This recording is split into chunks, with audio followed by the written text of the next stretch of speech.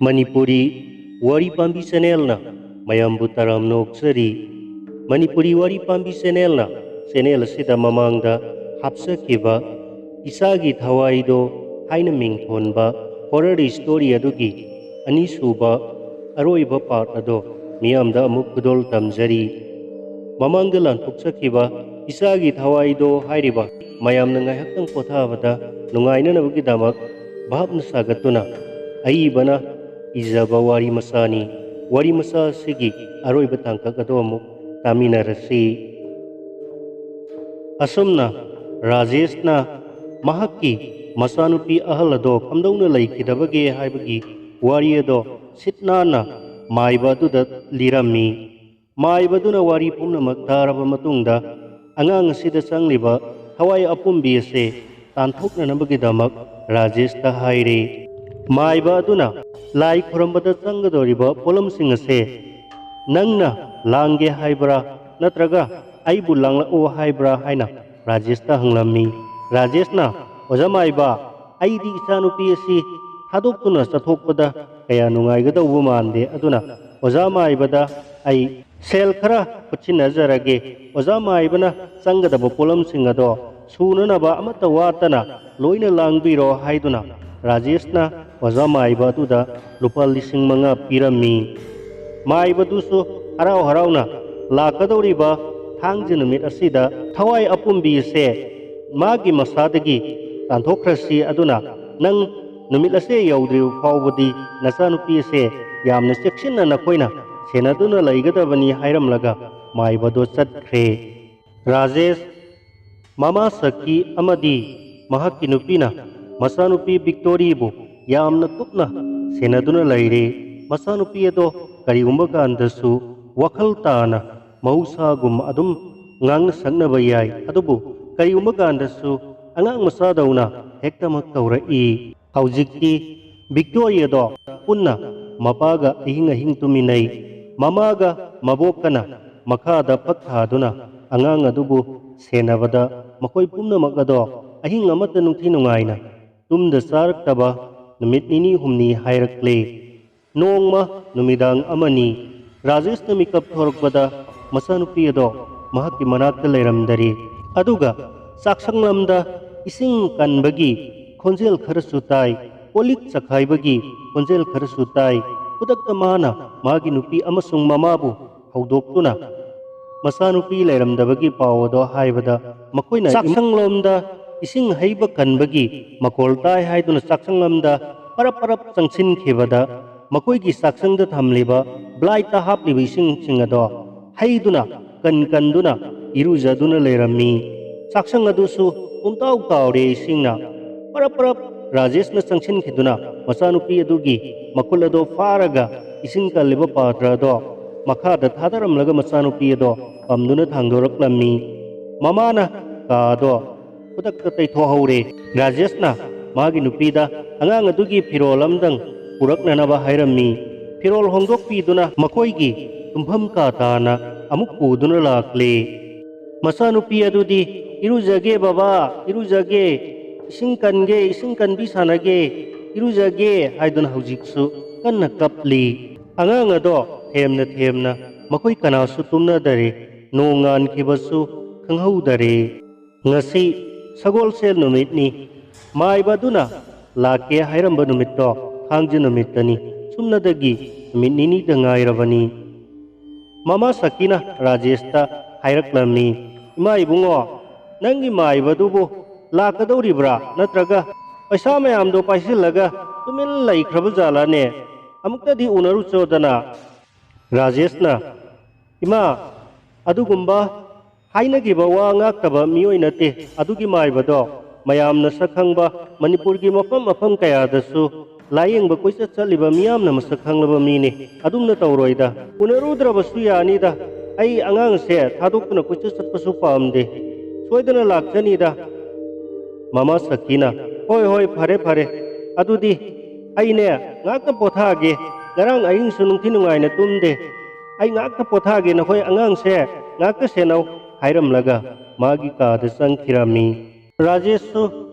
kada sangaktuna masanupi do tumlabra haiduna yenglai masanupi ado isisina tumli mama su nakanda tumli Rajesu ahing nungti nungaina tumlaktaba masing yamlakpadagi masado isok sok thare mahak su ngayakta uige haiduna kaduda hamungda kakhatuna ngayhak pothare ngayhak nungaina tumtharubada ngairi mahakki nupina khangau hawdoraklami isanupi do leiramdare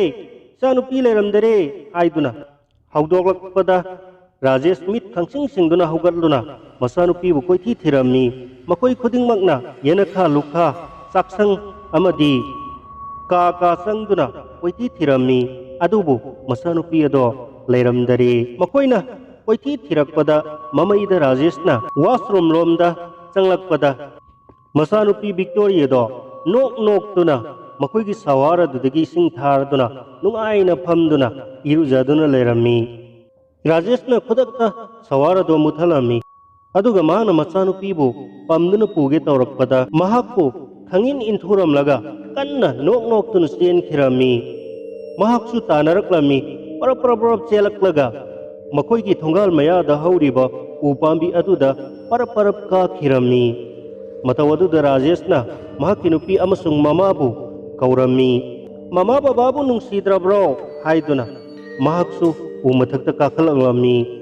mama Saki amasung mahakki nupina u makhada kap tuna yengduna leiri masanupi Victoria noknaktuna u mathakta tapna sum kari Rajeshna masanupi ado u mathaktagi chongthaki lakhigadra haibagi pakhatpana mihul ado sengum senga nei karigumba angang ado taraklabasu soktananaba mama amasung mahakki nupida hairammi asumna Rajeshna tapna u ado kakhiduna masanupibu tapna u makhada utharaknanaba honaraklami Rajeshna yamna wana amadi mipai thawaiba pakhatchabaga loinana masanupi dubu uchinna chinna u mathaktagi lautharaktuna makoina ka manungda usilaklami nungsirabasu nungsina upai leitabadagi angang ado masanupi ado haujikti kangthonda thaurina punduna hamlasi haina ngangnare masanupibu kangthonda thaurina punduna hamle kappa lepte mama aibu pungano aibu thadoo mama aibu thadokpio hairakpasida Victoria gi mama nungsidi laipam safam khangdare matomta kapchabana mitdagi pi khamangamde asumna maiba aduna lakye hairamba thangju numit ado yaurakle ayuktani Rajeshna maiba adugi mayumda lahakta yauruduna lai khurambado soidananaba hairorage haiduna chathi maibado unare Rajeshna maibadu da hanglaklammi oja maiba lai khurambagi polam khuding magado suna laibirabra suna phangbirabra maibaduna phange horense ai soidana laklage mi tumna khraba misik mirau khol tadraba matamda tawgadawa lai khuramba oibanina aikoina yamna cheksinna tawdaba yaroi aduga thawai apumbi tanthokpa se aruba amani aduna ai itomtana pangthokpasu yaroi aduna aigi sebok amasu puduna lakani hairaklammi Rajeshna maiba aduda oja maiba soidana lakpiu haiduna amuksu lupa lising ahum amasu pirammi maibaduna harauna soidana laklagadabani haiduna lehore masanupi Victoria dudi ngasigi numitse kappaga laubaga yamna tawrammi hakki khonjelda pikliba sahi mari romtagi nupi macha amagi khonjelda ngasidi yamna kappi mama baba aise nasanupi ahanne aina khoiga laiminaganiye aibu tanthokpigano haiba khonjelda Victoria do ngasidi yamna kappaga laubaga amuktoiba mahakku senabada awaba ma oinare haina midangi matam yausilakle haina kibagi matungina oja maiba do ai khurambagi pochai singal loinana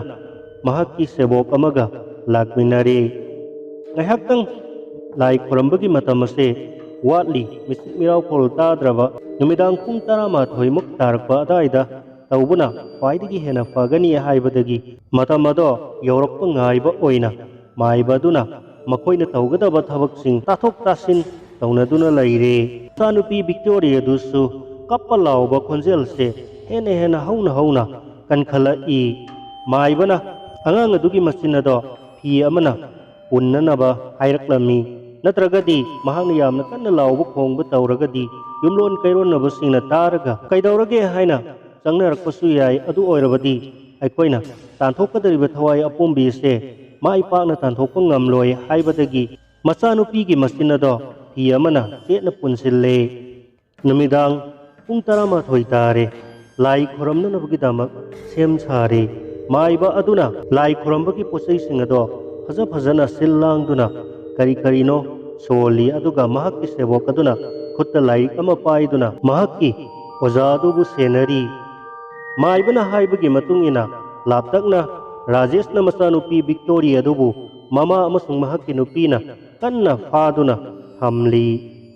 ꯃꯆꯥꯅꯨꯄꯤ ꯑꯗꯣ ꯀꯟꯅ ꯂꯥꯎꯔꯕꯁꯨ ꯃꯆꯤꯟ ꯑꯗꯣ ꯃꯦꯟꯁꯤꯟꯈꯤꯕꯅ ꯃꯈꯣꯜꯗꯤ ꯊꯣꯛꯇ꯭ꯔꯦ꯫ ꯑꯍꯤꯡ ꯑꯗꯣ ꯐꯅ ꯊꯦꯡꯖꯤꯜꯂꯛꯂꯕꯅꯤ꯫ ꯂꯥꯏ ꯈꯨꯔꯝꯕ ꯍꯧꯔꯦ꯫ ꯀꯗꯣꯝꯗꯒꯤꯅꯣ ꯈꯪꯍꯧꯗꯅ ꯁꯤꯜꯂꯛꯄ ꯅꯨꯡꯁꯤꯠ ꯑꯃꯅ ꯃꯈꯣꯏꯅ ꯂꯩꯔꯤꯕ ꯄꯨꯖꯥ ꯇꯧꯔꯤꯕ ꯃꯐꯝ ꯑꯗꯨꯗ ꯂꯩꯅ ꯁꯤꯠꯄ ꯍꯧꯔꯛꯂꯦ꯫ ꯃꯅꯥꯛ ꯑꯗꯨꯋꯥꯏꯗ ꯍꯧꯔꯤꯕ ꯎ ꯋꯥꯁꯤꯡ ꯑꯗꯨꯁꯨ ꯐꯔ ꯍꯥꯏꯔꯛꯂꯦ꯫ ꯃꯇꯧ ꯑꯗꯨꯗ ꯃꯈꯣꯏ ꯀꯤꯕ ꯐꯥꯎꯔꯛꯂꯦ꯫ ꯑꯗꯨꯕꯨ ꯃꯥꯏꯕ ꯑꯗꯨꯅ ꯄꯨꯝꯅꯃꯛ ꯑꯗꯣ ꯀꯤꯗꯅꯅꯕ ꯍꯥꯟꯅꯅ ꯃꯈꯣꯏꯗ ꯋꯥ ꯁꯤꯟꯅꯈ꯭ꯔꯕꯅꯤ꯫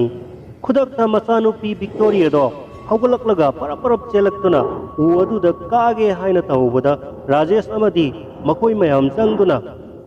ꯑꯣꯖꯥ ꯃꯥꯏꯕ ꯑꯗꯨꯕꯨ ꯁꯦꯟꯅꯔꯤꯕ ꯃꯍꯥꯛꯀꯤ ꯁꯦꯕꯣꯛ ꯑꯗꯨꯁꯨ ꯌꯥꯎꯅ ꯐꯥꯔꯦ꯫ ꯑꯗꯨꯒ ꯅꯝꯗꯨꯅ ꯃꯍꯥꯛꯄꯨ ꯑꯃꯨꯛ ꯄꯨꯟꯁꯤꯜꯂꯝꯃꯤ꯫ ꯑꯗꯨꯒ ꯃꯈꯣꯏ ꯃꯌꯥꯝ ꯆꯪꯗꯨꯅ ꯅꯝꯗꯨꯅ ꯐꯥꯗꯨꯅ ꯊꯝꯂꯝꯃꯤ꯫ ꯃꯥꯏꯕ ꯑꯗꯨꯗꯤ ꯃꯍꯥꯛꯀꯤ ꯂꯥꯏ ꯈꯨꯔꯝꯕꯗꯣ ꯑꯗꯨꯃꯛ ꯃꯈꯥ ꯆꯠꯊꯔꯤ꯫ ꯀꯟꯅ ꯁꯤꯠꯆꯤꯜꯂꯛꯄ ꯅꯨꯡꯁꯤꯠꯅ ꯃꯍꯥꯛꯅ ꯂꯥꯏ ꯈꯨꯔꯝꯂꯤꯕ ꯃꯐꯝ ꯑꯗꯨꯒꯤ ꯃꯩꯔꯥꯁꯤꯡ ꯑꯗꯣ ꯃꯨꯠꯅꯅꯕ ꯍꯣꯠꯅꯔꯕꯁꯨ ꯃꯥꯏꯕꯒꯤ ꯍꯩꯁꯤꯡꯕ ꯃꯟꯇ꯭ꯔ ꯑꯃꯗꯤ ꯃꯍꯥꯛꯀꯤ ꯁꯛꯇꯤꯅ ꯃꯩ ꯑꯗꯣ ꯃꯨꯠꯇꯅꯅꯕ ꯀꯟꯅ ꯍꯣꯠꯅꯔꯤ꯫ ꯃꯐꯝ ꯑꯗꯣ ꯁꯥꯌꯣꯛꯁꯪꯒꯨꯝ ꯎꯆꯦꯛ ꯋꯥꯌꯥ ꯀꯌꯥꯅ ꯂꯥꯛꯅ ꯈꯣꯡꯅꯕꯒꯤ ꯃꯈꯣꯜ ꯀꯌꯥꯁꯨ ꯇꯥꯔꯤ꯫ ꯑꯗꯨꯕꯨ ꯃꯈꯣꯏ ꯀꯅꯥꯃꯠꯇ ꯀꯤꯗꯅꯅꯕ ꯃꯥꯏꯕ ꯑꯗꯨꯅ ꯍꯥꯏꯔꯛꯄꯗꯒꯤ ꯃꯆꯥꯅ ꯅꯥꯕꯇꯕꯨ ꯐꯔꯕꯗꯤ ꯈꯟꯗꯨꯅ ꯃꯈꯣꯏ ꯈꯨꯗꯤꯡꯃꯛ ꯀꯤꯔꯕꯁꯨ ꯑꯃꯠꯇ ꯅꯤꯡꯍꯟꯅꯗꯅ ꯂꯥꯏ ꯈꯨꯔꯝꯕꯗꯣ ꯂꯣꯏꯗ꯭ꯔꯤ ꯐꯥꯎꯕꯗꯤ ꯃꯆꯥꯕꯨ ꯀꯟꯅ ꯁꯦꯟꯅꯖꯔꯝꯃꯤ꯫ ꯅꯨꯡꯁꯤꯠꯅ ꯌꯥꯝꯅ ꯀꯟꯅ ꯁꯤꯠꯆꯤꯜꯂꯛꯄ ꯃꯇꯝ ꯑꯗꯨꯗ ꯚꯤꯛꯇꯣꯔꯤꯅ ꯃꯉꯣꯟꯗ ꯄꯨꯜꯂꯝꯕ ꯊꯧꯔꯤꯁꯤꯡ ꯑꯗꯨꯕꯨ ꯊꯥꯗꯠꯂꯝꯂꯒ ꯑꯃꯗꯤ ꯃꯥꯕꯨ ꯐꯥꯔꯤꯕ ꯃꯃꯥ ꯃꯄꯥꯁꯤꯡ ꯑꯗꯨꯕꯨ ꯀꯟꯊꯣꯛꯂꯝꯂꯒ ꯃꯥꯏꯕ ꯇꯝꯅ ꯆꯦꯟꯁꯤꯜꯂꯛꯈꯤ꯫ ꯃꯥꯏꯕꯒꯤ ꯃꯈꯧꯔꯤ ꯑꯗꯣ ꯃꯦꯠꯈꯤ꯫ ꯃꯇꯝ ꯑꯗꯨꯗ ꯁꯦꯕꯣꯛ ꯑꯗꯨꯅ ꯃꯍꯥꯛꯅ ꯄꯥꯏꯔꯤꯕ ꯂꯥꯏꯔꯤꯛ ꯑꯗꯨꯗ ꯃꯟꯇ꯭ꯔ ꯈꯔ ꯁꯣꯟꯗꯨꯅ ꯏꯁꯤꯡ ꯈꯔ ꯚꯤꯛꯇꯣꯔꯤꯗ ꯈꯤꯛꯄꯗꯒꯤ ꯈꯨꯗꯛꯇ ꯚꯤꯛꯇꯣꯔꯤꯗꯣ ꯋꯥꯟꯊꯈ꯭ꯔꯦ꯫ ꯃꯥꯏꯕ ꯑꯗꯨꯁꯨ ꯋꯥꯅ ꯍꯧꯒꯠꯂꯛꯂꯒ ꯂꯥꯏ ꯈꯨꯔꯝꯕꯗꯣ ꯑꯃꯨꯛ ꯃꯈꯥ ꯆꯠꯊꯔꯝꯃꯤ꯫ ꯚꯤꯛꯇꯣꯔꯤ ꯑꯗꯣ ꯃꯃꯥ ꯃꯄꯥꯅ ꯀꯩꯗꯧꯔꯒꯦ ꯍꯥꯏꯗꯨꯅ ꯌꯥꯝꯅ ꯄꯥꯈꯠꯆꯔꯝꯃꯤ꯫ ꯃꯥꯏꯕꯅꯗꯤ ꯀꯔꯤꯁꯨ ꯇꯧꯔꯣꯏ ꯍꯥꯏꯕꯗꯒꯤ ꯑꯉꯥꯡ ꯑꯗꯨꯕꯨ ꯁꯦꯟꯅꯗꯨꯅ ꯂꯥꯏ ꯈꯨꯔꯝꯕꯗꯣ ꯃꯈꯥ ꯆꯠꯊꯔꯝꯃꯤ꯫ ꯈꯪꯍꯧꯗꯅ ꯀꯟꯅ ꯍꯨꯝꯖꯤꯜꯂꯛꯄ ꯑꯀꯟꯕ ꯁꯥꯐꯨ ꯑꯃꯒ ꯂꯣꯏꯅꯅ ꯃꯥꯏꯕ ꯑꯗꯨꯒ ꯀꯅꯥꯒꯨꯝꯕ ꯑꯃꯒ ꯏꯟꯅ ꯂꯥꯛꯅ ꯐꯥꯅ ꯅꯝꯅꯕꯒꯤ ꯃꯑꯣꯡꯗ ꯇꯧꯔꯛꯂꯝꯃꯤ꯫ ꯃꯗꯨꯗ ꯃꯍꯥꯛꯀꯤ ꯁꯦꯕꯣꯛ ꯑꯗꯨꯅ ꯆꯪꯁꯤꯟꯗꯨꯅ ꯂꯥꯏ ꯈꯨꯔꯝꯕꯗꯣ ꯀꯥꯏꯗꯅꯅꯕ ꯃꯍꯥꯛꯅ ꯃꯟꯇ꯭ꯔ ꯁꯣꯟꯗꯨꯅ ꯃꯈꯥ ꯑꯗꯨꯃꯛ ꯆꯠꯊꯔꯝꯃꯤ꯫ ꯃꯥꯏꯕ ꯑꯗꯨꯅ ꯂꯩꯃꯥꯏꯗ ꯊꯣꯔꯣ ꯑꯣꯜꯂꯝꯃꯤ꯫ ꯑꯗꯨꯕꯨ ꯃꯇꯧ ꯑꯗꯨꯗ ꯂꯩꯔꯤꯕ ꯃꯃꯥ ꯃꯄꯥ ꯑꯃꯗꯤ ꯔꯥꯖꯦꯁ ꯌꯥꯝꯅ ꯉꯛꯂꯝꯃꯤ, ꯑꯀꯤꯕꯁꯨ ꯐꯥꯎꯔꯝꯃꯤ꯫ ꯑꯗꯨꯕꯨ ꯑꯁꯤꯒꯨꯝꯕꯁꯤꯡ ꯑꯁꯦ ꯇꯧꯔꯛꯂꯕꯁꯨ ꯃꯈꯣꯏꯅ ꯀꯤꯗꯅꯕ ꯍꯥꯏꯗꯨꯅ ꯍꯥꯟꯅꯅ ꯃꯥꯏꯕ ꯑꯗꯨꯅ ꯋꯥꯔꯤ ꯄꯨꯝꯕ ꯂꯤꯈ꯭ꯔꯕꯅꯤ꯫ ꯃꯥꯏꯕ ꯑꯗꯨꯅ ꯂꯥꯏ ꯈꯨꯔꯝꯕꯗꯣ ꯂꯣꯏꯁꯤꯜꯂꯛꯄꯗ ꯃꯈꯣꯏ ꯃꯌꯥꯝꯅ ꯁꯦꯟꯅꯗꯨꯅ ꯂꯩꯔꯤꯕ ꯚꯤꯛꯇꯣꯔꯤ ꯑꯗꯣ ꯃꯤꯠ ꯈꯪꯄꯥꯡ ꯄꯥꯡꯂꯛꯂꯒ ꯀꯅꯥ ꯑꯃꯠꯇꯅ ꯐꯥꯕ ꯉꯝꯂꯔꯣꯏꯗꯕ ꯑꯀꯟꯕ ꯁꯥꯐꯨ ꯑꯃꯒ ꯂꯣꯏꯅꯅ ꯃꯃꯥ ꯃꯄꯥꯕꯨ ꯏꯟꯊꯣꯛꯂꯝꯂꯒ ꯄꯔꯞ ꯃꯈꯣꯏꯒꯤ ꯊꯣꯡꯒꯥꯜ ꯃꯌꯥꯒꯤ ꯎ ꯑꯗꯨꯗ ꯀꯥꯈꯠꯈꯤꯔꯝꯃꯤ꯫ ꯑꯗꯨꯒ ꯎ ꯑꯗꯨꯒꯤ ꯃꯊꯛꯇꯒꯤ ꯑꯃꯨꯛ ꯇꯥꯔꯛꯂꯝꯃꯤ꯫ ꯌꯥꯝꯅ ꯑꯀꯟꯕ ꯁꯥꯐꯨ ꯑꯃꯒ ꯂꯣꯏꯅꯅ ꯚꯤꯛꯇꯣꯔꯤ ꯑꯗꯣ ꯂꯩꯃꯥꯏꯗ ꯋꯥꯟꯊꯗꯨꯅ ꯇꯥꯈ꯭ꯔꯦ꯫ ꯃꯥꯏꯕ ꯑꯗꯨꯁꯨ ꯋꯥꯟꯊꯗꯨꯅ ꯇꯥꯗꯨꯅ ꯂꯩꯔꯤ꯫ ꯇꯟꯖꯥꯗꯨꯗ ꯃꯍꯥꯛꯀꯤ ꯁꯦꯕꯣꯛ ꯑꯗꯨꯅ ꯆꯪꯁꯤꯟꯗꯨꯅ ꯃꯟꯇ꯭ꯔ ꯈꯔ ꯁꯣꯜꯂꯒ ꯃꯥꯏꯕꯗꯨꯗ ꯏꯁꯤꯡ ꯑꯁꯣꯟꯕ ꯈꯔ ꯄꯤꯊꯛꯄꯗꯒꯤ ꯃꯥꯏꯕꯗꯨꯁꯨ ꯇꯞꯅ ꯋꯥꯈꯜ ꯂꯥꯛꯂꯦ꯫ ꯃꯆꯥꯅꯨꯄꯤ ꯑꯗꯨꯗꯤ ꯍꯧꯖꯤꯛ ꯐꯥꯎꯕ ꯋꯥꯈꯜ ꯂꯥꯛꯇ꯭ꯔꯤ꯫ ꯔꯥꯖꯦꯁ ꯃꯃꯥ ꯅꯨꯡꯁꯤ ꯑꯃꯗꯤ ꯃꯕꯣꯛ ꯁꯈꯤꯅ ꯌꯥꯝꯅ ꯊꯋꯥꯏ ꯋꯥꯅ ꯀꯞꯆꯔꯝꯃꯤ꯫ ꯃꯥꯏꯕ ꯑꯗꯨꯗ masanupi adubu yengbinanaba hairaklammi maibaduna karisu pakhatkano haujikti sangduna sanaramba nakoigi laikhidraba nasanupi adugi Thawaido ngamnamak chatkrabani mahak amuk hana mafam asida laklaroi mahakki Thawai mirel singi mapu ningthaurel aduna mahakki Thawai apumbi adubu uduna chatkre makoigi machinjaksu mabuk penanaba pijakhrabani aduna makoi amuk hana mafam asida laklaroi haire maibagi paukak matungina lai khurambagi lemhauba pochai singado amat chithadana punna loisillaga maiba Rajesh amadi mahakki sebok makoi ahumna torel wangmada langthok unanabagi damak henglaba hing aduda lakminare aduga masanupi adubuna yumgi mangolda pusinduna hak amada mahakna gyan tarakri fawba mafam aduda thamnanaba amadi mahakki mabok amadi mamada senaduna lainanaba hairamlaga maiba aduna pochai singado uduna torel wangmatana Rajesh ka makoi hum lakminare